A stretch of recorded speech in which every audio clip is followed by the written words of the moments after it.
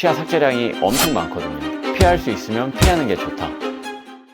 치과에서 크라운 하셔야 된다 이런 말씀 들어보셨나요? 크라운은 그동안 정말 오랫동안 검증되고 좋은 치료법인 건 맞는데요. 하지만 충치가 깊거나 아니면 치아가 좀 마모됐다고 해서 무조건 크라운을 하는 것은 좋지 않습니다. 왜냐면 크라운이라는 치료가 모자처럼 보철물을 씌우는 치료잖아요. 그런데 이게 치아 삭제량이 엄청 많거든요. 원래 치아가 어른 주먹만한 크기였다고 하면 크라운을 벗겨내면 치아 크기는 애기 주먹만큼 작아져 있을 거예요.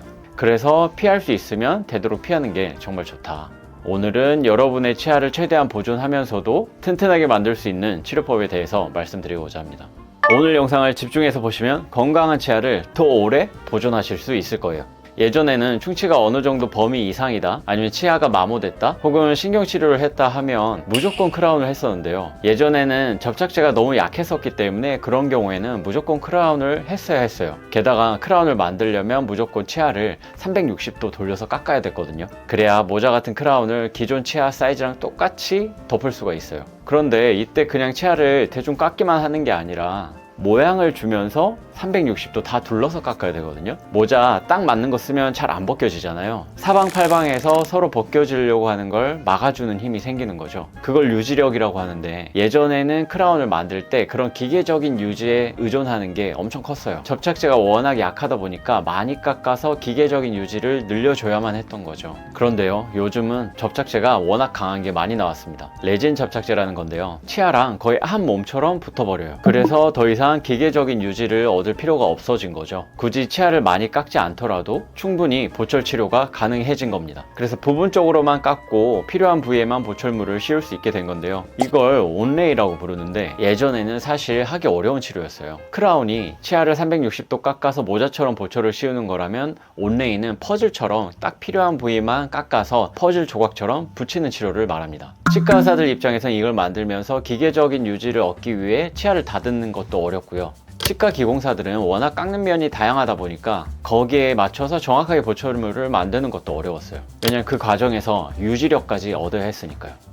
그런데 요즘은 어때요? 디지털 기술이 워낙 발전하다 보니까 그 어떤 모양으로 치아가 다듬어져도 거기에 맞춰서 캐드캔 기술로 온레이를 만들 수 있어요. 왜냐면 접착제가 워낙에 단단해져서 기계적인 유지를 얻지 않아도 괜찮거든요. 온레이 하기가 너무 좋아진 거죠. 이걸 셀렉 시스템이라고 하는데요, 보시는 것처럼 구강 스캐너로 치료가 필요한 부위를 촬영을 하고 거기서 바로 컴퓨터로 디자인을 해서 그 데이터를 밀링 머신이라고 해서 보철물을 깎아서 만드는 장치로 보냅니다. 그럼 보철물이 한 15분 정도면 만들어져요. 신기하죠? 그런데 이렇게 디지털로 치료해서 치아 삭제량이 적어지면 뭐가 좋냐?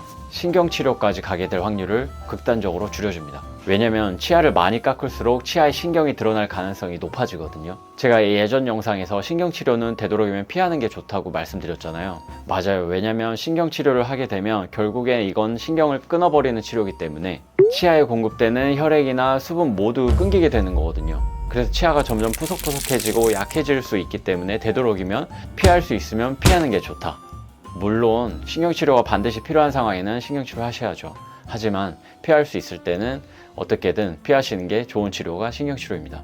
어쨌든 온레이 치료를 하면 그렇게 신경치료까지 가게 될 가능성을 줄여줄 수 있는 거죠. 굉장히 보존적인 치료예요. 예를 들면 치아가 많이 닳아서 치아가 많이 짧아진 분들도 계시는데요, 이렇게 치아 마모가 심한 분들은 보통 씹는 힘이 워낙 세거나 아니면 이갈이가 있는 분들이 대부분입니다. 이럴 때 예전에는 무조건 크라운으로 치료해야 된다 이렇게 많이 들으셨을 거예요. 하지만 크라운을 위해서 말씀드렸던 것처럼 치아를 많이 깎아야 되고 신경치료 가능성도 올라가기 때문에 치료 후에 결과는 물론 좋지만 치료 과정에서 치과 의사인 저도 사실 마음이 좀 힘든 게 사실이거든요.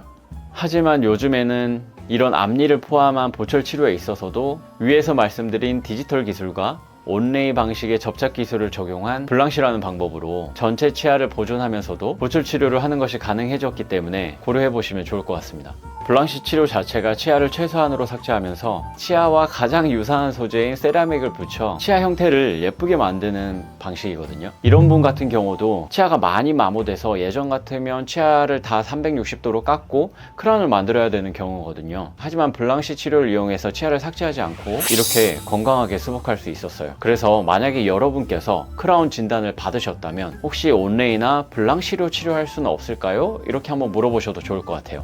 치아를 더 오래 보존하는데 도움이 되는 술식이니까요. 그런데 여기서 주의할 점도 분명히 있는데요. 모든 크라운 치료를 온레이로 대체할 수는 없어요. 왜냐면 질기고 딱딱한 음식 워낙 좋아하시는 분들, 아니면 씹는 힘이 워낙 세서 어금니가 깨지신 분들, 이런 경우에는요, 이걸 온레이로 치료하면 쉽게 깨질 수 있어요. 이럴 때는 지르코니아 크라운으로 치료를 하셔야 되고요. 씹는 힘이 워낙 세신 분이더라도 나는 기필코 온레이로 치료를 해보고 싶다 이런 분들께서는요, 요즘에 세라믹 중에서도 굉장히 강한 세라믹들이 많이 나오고 있기 때문에 치과 의사 선생님이랑 상담해서 재료 결정하시고 온레이나 블랑시로 치료해 보셔도 좋을 것 같습니다. 시청해 주셔서 감사하고요. 지금까지 블랑시 치과 대표원장 치과왕 김태형이었습니다. 감사합니다.